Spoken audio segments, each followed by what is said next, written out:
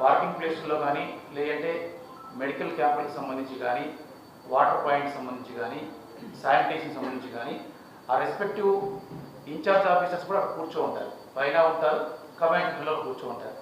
ఒకవేళ వాళ్ళ వాహనాలు ఎవరన్నా ఆపినా కానీ, వాళ్ళకి డ్యూటీకి వచ్చిన వ్యక్తులు ఎవరన్నా ఆపినా కానీ, వాళ్ళు లిస్టులో వాళ్ళ పేర్లు ఉంటే ఖచ్చితంగా వాళ్ళకి అనుమతి ఇచ్చి కంపల్సరీగా పైకి తీసుకురావడం, లేదంటే మళ్ళీ షిఫ్ట్లో వారికి మారే వాళ్ళని పైకి తీసుకురావడం కూడా జరుగుతుందని. సుమారుగా మనము అంటే 1.3 నుంచి 1.5 lakhs భక్తులు రావచ్చని ఎక్స్పెక్ట్ చేస్తున్నాం. సో ఎండ వేడి ఉన్నప్పటికీ కూడా వర్షం పడడం జరిగింది నిన్న. సో కొద్దిగా వాతావరణం కూడా సానుకూలంగా ఉంది.